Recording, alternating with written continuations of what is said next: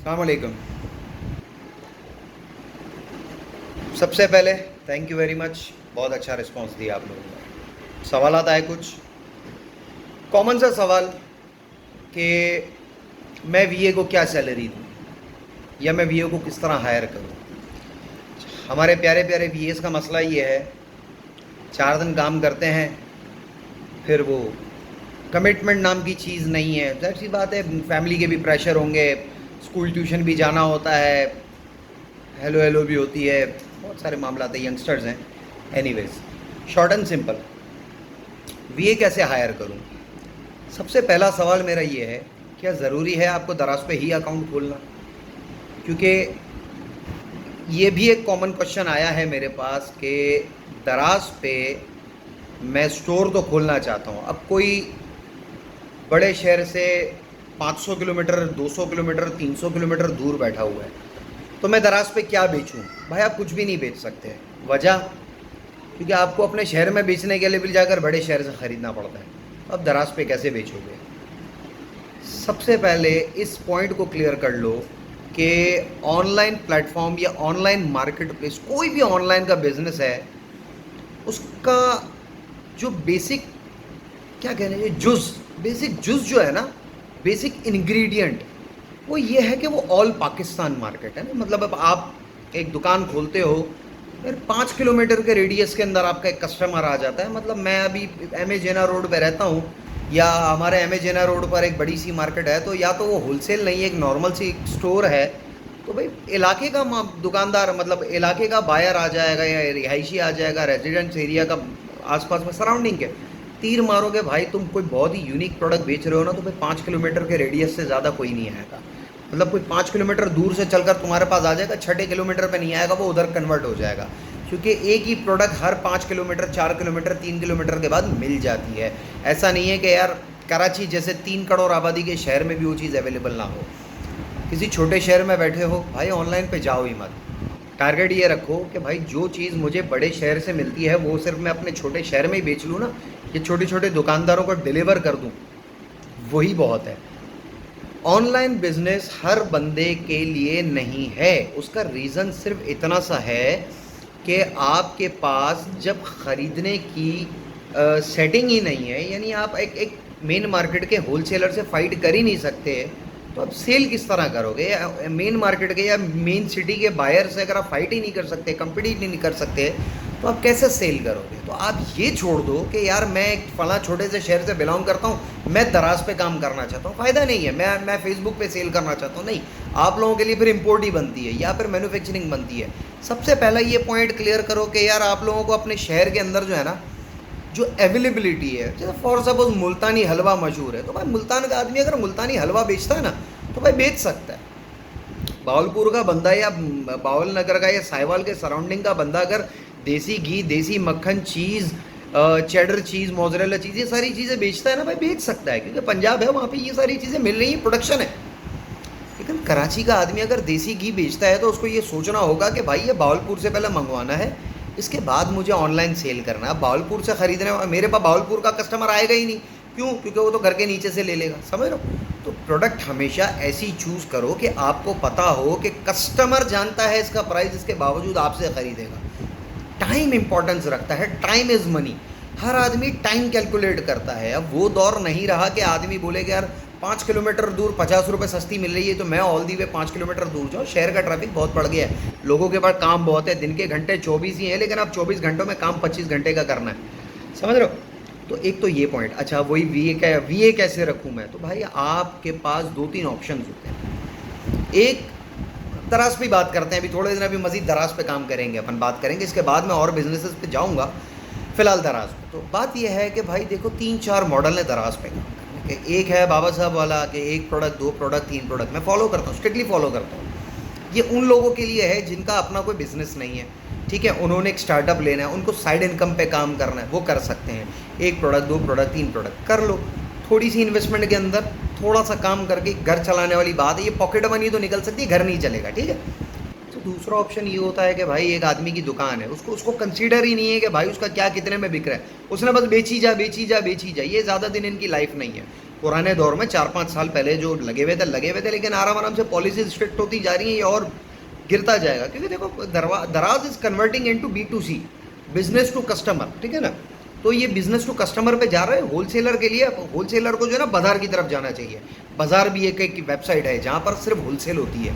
तो होलसेलर को चाहिए कि यार होलसेल में ही काम करें, क्योंकि एक पॉइंट बड़ा सिंपल सा है, अगर इम्पोर्टर ग्राउंड लेवल पर आकर दुकानदार की तरह माल बेचना शुरू कर देगा ना, तो दुकानदार के पास कोई ऑप्शन नहीं बचेगा सिवाय इसके कि वो अब इम्पोर्टर के लेवल पर जाकर इम्पोर्ट करना शुरू कर दे, चाहे उसके लिए फिर उसको अपना किडनी क्यों ना बेचनी पड़े। करना पड़ता, मजबूरी, सर्वाइवल की बात है ना। अब हमारा इम्पोर्टर समझता नहीं है, उसको तो हर चीज़ बेचनी है, सारे समंदर का पानी पीना है। हमारे दुकानदार का भी यही मसला। हमारे दुकानदार से मुराद भाई आप, मैं, एक इंडिविजुअल जो कुछ बेच रहा है वो दुकानदार है, सेलर है। हमारे सेलर का मसला ये है, उसको भी फिर इम्पोर्टर बनना है। मतलब सबको जो है ना सब कुछ करना है। हर आदमी को अपने डोमेन में रहना चाहिए ताकि वो काम कर सके और दूसरों का भी हिसाब किताब चलता है।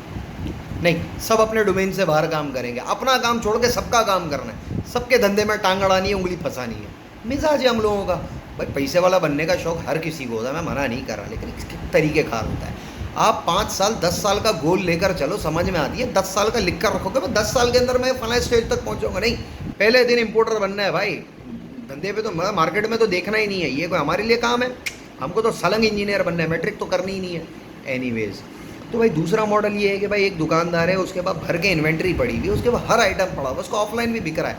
अब वो एक बच्चा 10,000 का बैठाकर वो बोले यार ये मेरी पूरी दुकान है, इसको लिस्ट कर दे, जो बिकेगा देखी जाएगी। अब उसका हिसाब किताब यही होता है कि रिटेल पे जो बच रहा है ना उतना ही बचे, फिर बेशक उसको कोई फ़र्क नहीं पड़ता कि यार ये मेरा नफ़ा भी दराज खा गया और साथ में मेरी जेब से भी 5 रुपये ले गए। उसको तो बस बेचना है। उसने माँ की कसम खाई है, बेचूंगा, मैं बेचूंगा सुबह से शाम तक। मेरे को घर जाकर जो है ना, मतलब मुझे नींद नहीं आएगी जब तक कि मैं नहीं बोलूँ कि यार आज मेरे 500 ऑर्डर थे। उसको इससे गर्ज ही नहीं है। क्यों? ऐसे लोगों का हिसाब किताब ये होता है कि भाई इसके ऊपर 5 रुपये बच रहे हैं, इसके ऊपर 2 रुपये कम पड़ रहे हैं, इसके ऊपर 10 रुपये आ रहे हैं, रात को भाई 50,000 रुपये की सेल करनी है।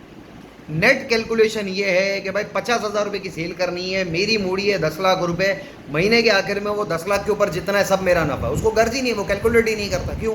क्योंकि वो दुकानदार है। दुकानदार के पास कभी भी हिसाब ही नहीं होता है। राशन की दुकान हो गई, किसी भी आइटम की, एक जनरल आइटम की दुकान होती है, उसका यही सिनेरियो होता है, उसका कोई कैलकुलेशन नहीं होता है।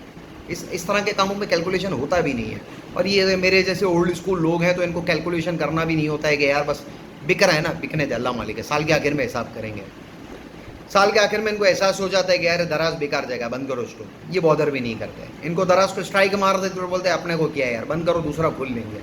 इनको फ़र्क ही नहीं पड़ता। इनके पास 50 आदमी काम कर रहे हैं, किसी ना किसी आदमी के नाम पे स्टोर खोल देंगे। इनका टारगेट सिर्फ एक है, माल बेचो। इनको सिर्फ जो है ना पैसे का सर्कुलेशन चाहिए और कुछ भी नहीं। ऐसे आदमी से कंपटीशन बनता ही नहीं है। हाँ, जब आप लोग एक प्रोडक्ट चूज़ करते हो, उस प्रोडक्ट को जब आप हंट कर रहे होते हो ना, तो एक प्रोडक्ट को देखते हो तो साथ में उस स्टोर को भी देखा करो। स्टोर को जब पूरा एनालाइज करोगे ना, तो आपको आइडिया होगा कि यार ये स्टोर आपसे कंपटीशन करेगा या नहीं करेगा। एक स्टोर के ऊपर एक चीज़ है 1500-2000 रुपये की पड़ी हुई है, उसके 100 रिव्यूज़ भी होंगे, लेकिन ये सारे ऑर्गेनिक है, वो बॉदर ही नहीं करता है बेचने को। होता ही है। अब उस 100 रिव्यूज़ वाली प्रोडक्ट को उठाकर लिस्ट कर दो, 2 महीने, 3 महीने, 4 महीने आपका प्रोडक्ट बिकता रहेगा और उसका नहीं बिकेगा ना, वो बॉदर नहीं करेगा कि ये क्या करूँ। अच्छा, एनीवेज, तो मैं VA कैसे हायर करूँ? VA को हायर करने का बड़ा सिंपल सा सोल्यूशन है। अगर तो आपको 1, 2, 3, 4, 5 प्रोडक्ट्स पे काम करना है, सबसे पहले अपने VA की कैपेबिलिटी देखो। और मेरे प्यारे VAs, मेरे प्यारे बच्चों, भाई पिछले साल जिस तरह बाबा साहब कहते थे ना कि यार बेटा काम सीखना है ना, तो यार पहले फ्री में काम करो। ये नए बच्चों ने जो है ना डॉलर बोलना शुरू कर दिया है। यकीन करो, आपके कहने से कोई नहीं मानेगा कि आप कितने बड़े तुर्रम खान हो, जब तक कि आप करके ना दिखाओ। हाँ, अगर आपको किसी को बताना है कि यार मैं कितनी बड़ी चीज़ हूँ, उसको एक ट्रायल ज़रूर दो। आप पैसे इस तरह से मांगो, या आप भी अपने VA से बात कर सकते हो कि बेटा 1 महीने ट्रायल लूँगा, तेरा काम देखूँगा, फिर इतने पैसों में अपन तय करेंगे। आप बात कर लो कि भाई मैं इतने पैसे लूँगा, बेशक पहला महीना आप ट्रायल ले लो, आपको मेरा काम समझ में ना, आप मुझे छोड़ देना, ठीक है। तो खुले दिल के साथ, ओपन माइंड के साथ काम करो। इंशाल्लाह ताला दोनों की रोजी रोटी में बरकत होगी। और दोनों के दिल में ये अगर ये खन्नास बैठा रहेगा ना कि यार मैं इससे काम निकाल लूँ और इसको जो है ना लात मार दूँ, ये मैं उन लोगों को बोल रहा हूँ जिन लोग जो ना बहुत मेसने बनते हैं, होशियार चंद बनते हैं कि यार मैं जो है ना बस इस VA से अपना काम निकलवा लूँ, इससे एक प्रोडक्ट ले लूँ और बस अगले महीने इसकी छुट्टी, फिर तो मैं 500 का बच्चा रख लूँगा। भाई बरकत नहीं रहती है, समझे। छिछोरी हरकतें जो है ना करने से बरकत नहीं होती। और मैं खुला बोलता हूँ, मुंह पे बोलता हूँ कि छिछोरे लोग होते हैं, ठीक है, इनकी थोड़ा सा ना तरबियत का मसला होता है। ज़िंदगी भर दुकानदारी की होती है, बराबर दुकान पे जो रखा है अब अपने को भी रखना है, मजबूरी है। क्यों?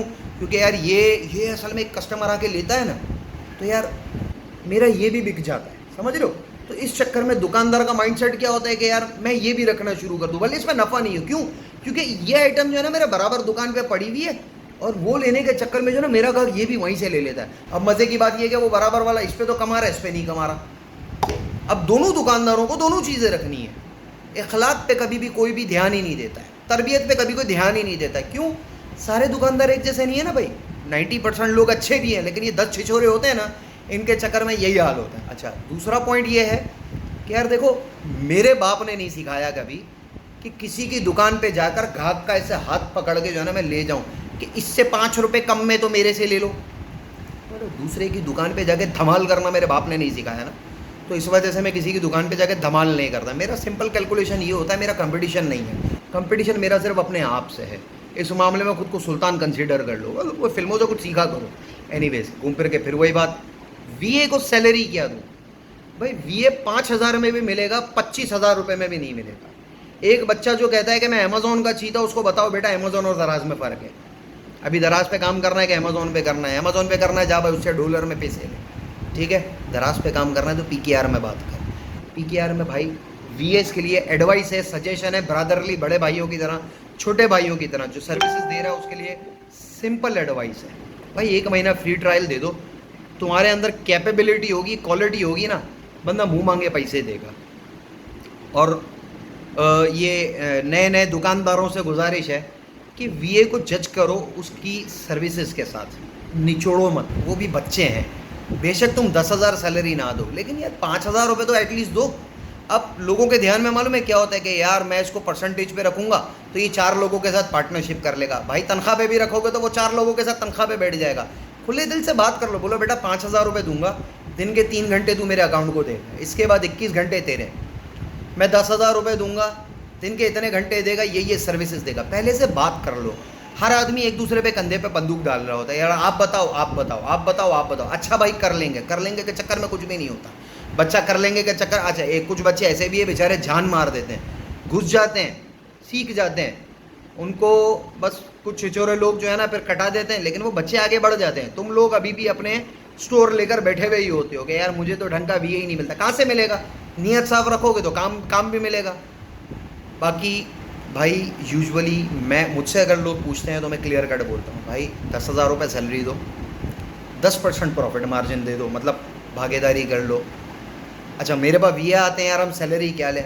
इंसान के बच्चे बनो, 5,000 रुपये में काम करो, 5-5 हज़ार वाले 10 क्लाइंट तुम्हारे को मिल जाएंगे। 10-10 हज़ार रुपये में अगर तुम एक क्लाइंट लोगे जिसके पास पैसे ही टोटल लाख रुपए हैं, 3 महीने तुम्हारे को हंट करके प्रोडक्ट को रैंक करने में लग जाते ऑर्गेनिकली। ये छिछोरपन नहीं है, वीआरओ नहीं, जेन्युइनली एक अच्छा प्रोडक्ट सर्च करना, उसकी इन्वेंट्री उठाना, यार आदमी के 1,50,000 रुपये निकल जाते हैं, ठीक है। तो तुम बच्चों से भी गुजारिश है कि यार थोड़ा सा अपना हाथ हल्का रख के 5,000 रुपये में काम करो यार, तुम्हारे खर्चे क्या हैं? सीखने को भी तो मिल रहा है ना एक आदमी से यार। तुम्हारे को एक आदमी अगर पैसे दे रहा है, तुम्हारे ऊपर भरोसा कर रहा है, ठीक है। नहीं मैं तो चीता हूँ, मैं तो फलां से सीखा हुआ हूँ, मैं तो फलां से लड़ा हुआ हूँ, फलां से करा हुआ हूँ, भाई वो फलां और फलां का भी काम नहीं चल रहा भाई, उसकी भी प्रोडक्ट्स फेल हो जाती हैं, क्योंकि प्रोडक्ट फेल होती हैं। Product is nothing, it is all about strategy, test and trial. Error नहीं है आज, एरर नहीं होता धंधे में, एरर नहीं होता, और जिसमें एरर होता है वो धंधा नहीं होता, ठीक है। अगर कैलकुलेटर पे नज़र नहीं आ रहा ना प्रॉफिट हो रहा है तो मत करो। ये हमने मतलब नाम लिखा ना हो ना किसी जगह पे कि यार मैं तो ऑनलाइन का काम कर रहा हूँ, अरे भाई दुनिया कर रही है, तुम कोई नया काम नहीं कर रहे, कमा नहीं रहे तो किसी काम को काम नहीं कहते भाई, इसको फिर कहते हैं मजदूरी कर रहे हो। तो भाई अगर मजदूरी करनी है तो भाई 5,000 रुपये 10,000 रुपये में मजदूरी कर लो। अगर मजदूर रखना है तो 10,000 रुपये का मजदूर रख लो, 400 आइटम अपनी दुकान के लिस्ट करवा दो। अगर प्रॉपर 4 पैसे कमाने हैं ना तो बेशक बच्चे से, सेलर से और बायर से, मतलब क्लाइंट से और वीए से, दोनों से गुजारिश है म्यूचुअली अंडरस्टैंडिंग के साथ 5,000 7,000 8,000 10,000 रुपये में, ऐसा कि यार सामने वाले पे बोझ ना पड़े। एक चीज़ होती है ना कि यार पैसे, मेरी सर्विसेज के पैसे, एक चीज़ होती है अखलाक। अखलाक एक बहुत बड़ी चीज़ होती है। तुम्हारे ऊपर, तुम्हारा 5,000 से भी गुजारा हो रहा है, तुम्हारा 15,000 से भी गुजारा नहीं होगा। तुम्हारे खर्चे अगर सोना मोना वाले हैं ना तो भाई 50,000 भी कम पड़ेंगे। लेकिन अगर तुम प्रॉपर ढंग से खर्च करना चाहते हो, सीखना चाहते हो और चाहते हो कि तुम ग्रो करो, तो भाई उसके ऊपर बोझ ना बनो जो तुम्हारे को पैसे दे रहा है। ठीक है, ये कौन सी दुकानदारी है कि यार किसी से 10,000 रुपये महीने के ऐंठ रहे हो, ले नहीं रहे, ऐंठ रहे हो। इसको कहते हैं चिंदी चोरी करना, जेब काटना, कि तुम किसी से 10,000 रुपये महीने के ऐंठ रहे हो। कर क्या रहे हो भाई? कोई सेल्फ असेसमेंट नाम की भी एक चीज़ होती है। तो भाई बच्चों, अपनी सेल्फ असेसमेंट करो। अगर तुम्हें लगता है कि यार 10,000 रुपये हलाल हैं तो 100 बिस्मिल्लाह, मैं बोलता हूँ 15 चार्ज करो। लेकिन अगर तुम्हें लगता है ना कि जो सर्विसेज तुम दे रहे हो वो 5,000 रुपये की हैं, तो बेटा फिर मत करो, 10,000 रुपये चार्ज मत करो। ठीक है, और नए अकाउंट होल्डर से गुजारिश है, 10,000 रुपये प्लस 10% नॉर्मल चलता है। लेकिन बच्चे से बैठ के बात कर लो सामने वाले। ऐसे अंधाधुंध 10,000 देने के नहीं है भाई, 20,000 भी भरो, लेकिन सामने वाले को पूछो भाई लाइन ऑफ एक्शन क्या है। अगर तो वो कहता है कि भाई ये लाइन ऑफ एक्शन है, तो 100 बिस्मिल्लाह, 10,000 में भी महंगा नहीं है बच्चा। लेकिन अगर उसके पास लाइन ऑफ एक्शन नहीं है, ब्लाइंड है, ब्लैंक है ना, तो भाई 5,000 में महंगा है। ठीक है, तो मैं VA कैसे हायर करूँ, थोड़ा सा इधर उधर निकल जाती है, लेकिन भाई टू दी पॉइंट बात मैं कर नहीं पाता थोड़ा सा। तो आप लोग कोशिश किया करो कि यार बिटवीन द लाइंस पढ़ लिया करो। मैं जो कहता हूँ ना वो तो वर्ड टू वर्ड, मक्खी पे मक्खी मत मारो, मतलब की बात खींचो, उसमें से जज करो, ऑब्जर्व करो मैं कहना क्या चाहता हूँ। भाई 2 बार देख लिया करो वीडियो, यार बोरिंग तो नहीं लगती है मेरे ख्याल से, रिस्पॉन्स तो अच्छा आ रहा है। तो कहने का मकसद है भाई 1 बार 2 बार 3 बार वीडियो को देखो, मैं जो कहना चाहता हूँ मेरे लफ्ज़ों को पकड़ा करो भाई, उसमें से कुछ ढूंढो, कुछ मतलब की चीज़ निकालो। ना समझ में भाई मुझे मैसेज करो। ठीक है, आज के लिए इतना ही। अस्सलाम वालेकुम, जज़ाकल्लाह।